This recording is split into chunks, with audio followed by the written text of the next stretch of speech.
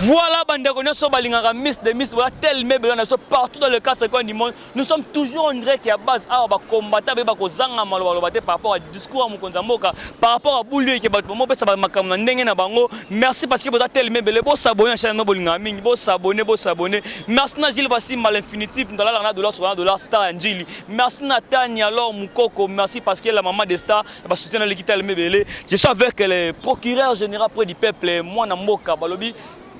D'après le discours à Mukonzamoka, où il y a bien un. Et en tout cas, merci beaucoup de Konanga et Zekaka Nakata Musala au salaire. Et on a appel Batouba s'abonner massivement à la chaîne. Et c'est l'air procureur général pour le peuple de l'IDPS. Et il démet au mon discours. Mais excusez-moi, excusez hier plutôt. Ton mon message, discours et chef de l'État de la nation. Mais il y a eu Batou et Belé, Balingi Basala, la campagne, il y a intoxication, il y a diabolisation, il y a un moment lelo, na bimi lelo pour éclaircir au Banamboka, pour comprendre que Fatiaza triple béton, Fatiaza aigle politique, Fatiaza serpent à double vitesse. Na pesi déjà mbote makasi, na maman Jackie Makesse Mponi na kata Paris, mère Obenga Kinga lobby par rapport, oui, sponsor officiel. Et puis makasi la maman Angèle Makangou lettre A pays Washington na kati ya Château Rouge. Donc pour mes abonnés, procureur Aligna Panza, chef de l'État, il a été clair. Papa, forme président Bimisa Kilobi na ngota la TVT. En fait, tu sens que non, c'est le président de l'Union africaine, c'est le président qui gère l'Afrique centrale, c'est le numéro 1. Oh, il y a Pessi Lelo Europe. Parce que hier, on avait déjà vu le Charles Michel, enfant de Louis Michel. Qu'est-ce qu'il a dit? Il a dit que non, c'est grâce à Fati que Ndé Lelo Biso Europe, Tozana, visibilité dans le monde entier. Pourquoi ne pas soutenir Fati? Mais ce que tu comptes dans la carte, il y a discours. Batebele balandi discours na forme. Mais na forme, vous savez, dans ces pays, Etienne Tshisekedi wa Mulumba, il a été mal comprise. Tant wazala qui en vie. Mais ma kamunyo souvient banda koloba. Bato banda ko comprendre été. Bato ba ko comprendre avait tant on vient dayaki. Le loto benga ravier prophète politique. Pourquoi? Parce que nyo so banda kolobe ko kisami. Fati hier parce que hier moko le président Fati na Belgique alobaki voix on nazo memela moka. Bato ba ko comprendre kaka dans les jours à venir. Mais c'est ce qui s'est passé hier. Et là, avec le Congolais, c'est le français. Fati a gobé de bonnes études en Europe. Martin Foyle était en Sénégal en train de vendre le pétrole et tout consort. À l'époque, Kabila en brousse, portait des brouses, mais Fati exilé politique en 85 en Belgique. Diaspora, donc Fati a vient à Bisso, vient Semba de Havre en France. Pour mes abonnés, chef de l'État, il a été clair. Le président de la République, c'est un homme d'État, mon frère ami. Fati n'est pas un homme politique. Je m'explique. Il y a une différence entre un homme politique et puis un homme d'État. Un homme politique, c'est une personne qui est à la conquête du pouvoir. Cela veut dire quoi? Fati, quand il était le président de l'UDPS, il était encore à la conquête du pouvoir. Aujourd'hui, Fati est un homme d'État. Un homme d'État, cela veut dire quoi? Azam Moutozo Tala à venir Yamboka après 2021-2022 aux Alandenge, Nini. C'est qu'il doit tenir un discours pour calmer les uns et les autres.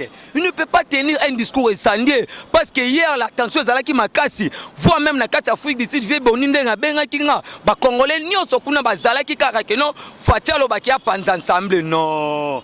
Le problème c'est quoi? Yo kasko chef de l'État.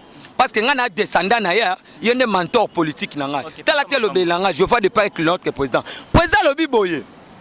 Aucun arrangement politique et cause à la likolo ya ba intérêt il y a population congolaise. Cela veut dire quoi? On répond directement à un indiscipliné politique Chadar qui non. Au Mukoloba signé qui accord Yazala qui non. Aucun accord, aucun consensus, aucun dialogue et cause à la licolo et la coalition. Si Chadar pensait que les pouvoirs que l'IDPS aujourd'hui, c'est un déal politique, Fati a répondu à Yébissé. Non, Fati n'a pas répondu parce que Chadar c'est un indiscipliné politique. Fati a répondu l'autorité immorale des fronts des criminels au Congo, Joseph Kabila, ceci. Volonté et cause à l'école, la constitution. La constitution est au-dessus. Je ne peux pas sacrifier les intérêts de la population pour un quelconque coalition. Yami Baleyoka, chef de l'État. Chef d'État lobby, la prestation de serment à juge constitutionnel, ce sont les avancées à un état de droit. Pourquoi? Parce que quand le jeune du FCC a été contre le serment de la juge de juge de cour constitutionnelle, le problème était de contrôler l'appareil judiciaire. Pourquoi? Parce que c'est la cour qui va nous dire que Kabila est éligible ou soit inéligible. Cela veut dire quoi? Fatia Lobby, mon champ de bataille, c'est un état de droit.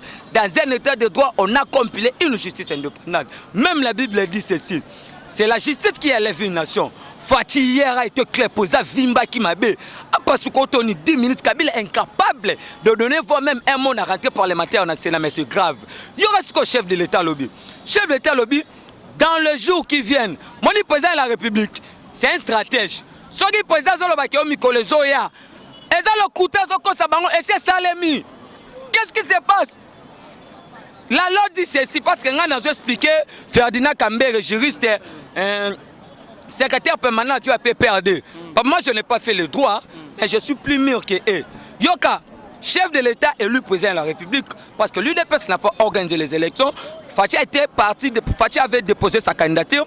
C'est le Front des criminels au Congo, FCC en sigle, qui a organisé les élections. Pourquoi? Parce que Nanga était aux commandes de Kabila. Mais Fati a gagné les élections sur toute l'étendue de la République. Martin Fayulu incapable à la Cour constitutionnelle de démontrer là où il avait gagné les élections. Et maintenant, qu'est-ce qui se passe? Un président élu, quand il n'a pas eu la majorité parlementaire, il doit nommer un informateur. Pourquoi? Parce que quand le président Fatia Kendaki na Kenya, Aïbsaki Bandekonanga na Kenya, Balandanga pe Makasi na Nairobi, Aïbsaki Bango que je dois nommer l'informateur, Fatia n'avait pas nommé. C'est la stratégie politique. C'est parce que vous savez que non, c'est une majorité fabriquée de toutes pièces chez Kabila. Mais aujourd'hui, le juge prête serment, tu sais ce qui va se passer? On va 9 juges. Na 9 juges. Mon débat salarawana, ceux qui vont jouer décision et que moi je contre des zones où les catés. Si on a qui battu FCC bananga qui basa na moi de na bango pour basa le ba ketel neto bengara. Biso bon na biso pas na le but na biso neto bengara bango. Si koyo ba juge wana parce que lobby déjà je crois lundi ba obi sa premier président cour constitutionnel o ya zo remplacer Benoît Luamba. C'est que na 9 fois ba kota consensus et maintenant tant ba remis sa premier président le président reçoit acte. Parce qu'il y a une différence entre l'ordonnance normale et l'ordonnance d'investiture. Ce qui s'est passé hier, avant-hier plutôt, à l'Assemblée nationale, Fatia avait signé l'ordonnance et l'ordonnance il y a prise d'acte. Cette majorité n'est pas conforme à la Constitution. Automatiquement, majorité aboué. Fatim Balama renommé informateur tout nanganen qui tengeye sou. Muto sala baibu ya ngwanda mukobanga tango renommé mbala moko na la majorité. Ce qu'on a zone na discours le programme na comprendre Fati. Matin faut la tanga été. Kabila kutu inconscient. Yoka siko Fatia lobini. Alobi dans 2 semaines, je vais convoquer tous les acteurs politiques, les acteurs sociaux, qu'on puisse avoir un consensus pour une union sacrée et puis créer un gouvernement où il y a une union nationale. Cela veut dire quoi? Bata Sololi, Bemba Sololi, Katumbia Sololi. Donc qu'est-ce qu'on a la Mouka? Pour la Mouka, association Comexa en faillite. Qu'est-ce qui se passe? Martin Fayulu na Mouzitou, ce sont des inconscients, des indisciplinés politiques. Parce qu'aujourd'hui, ce qui est procureur général pour le peuple, Nana Moussalate, et ça Mouzitou. Mouzitou a signé une ordonnance en 2013 interdisant l'UGF et la police digitale qui interviennent à l'État Moïbi 300 mesures à l'État spoliaire. Qu'est-ce qui se passe? Il y a un moment Bemba, parce que Fayulu c'est un robot fabriqué en Genève et pas Katumbi. Bemba na Katumbi balobi, nous allons faire l'opposition républicaine.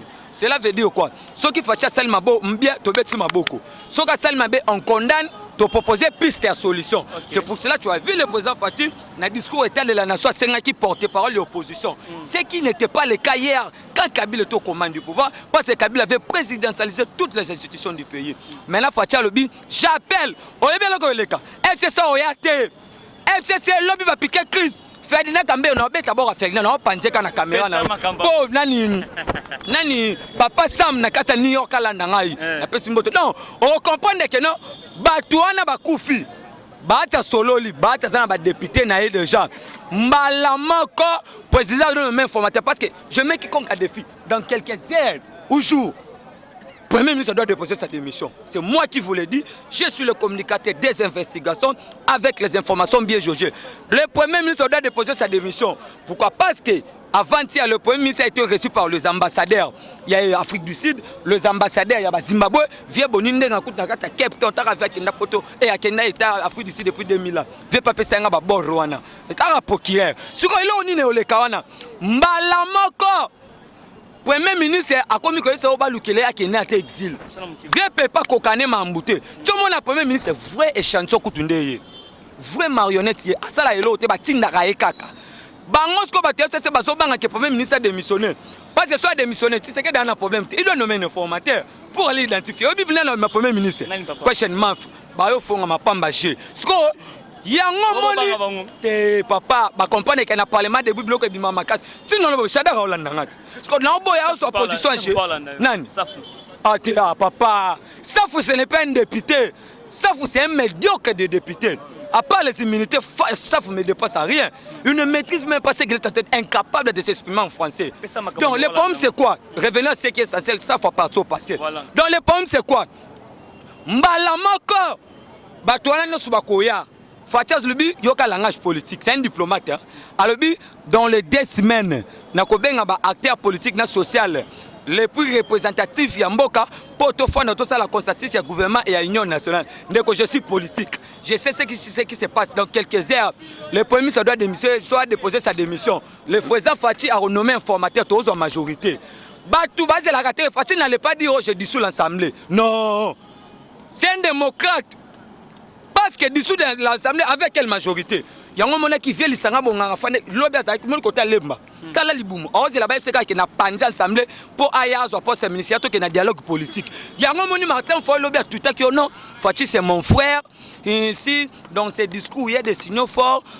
Ça raconte la volonté de la population. L'Okuta, Kindoki, Abaneo de la Fati Baka, j'ai dissous l'Assemblée.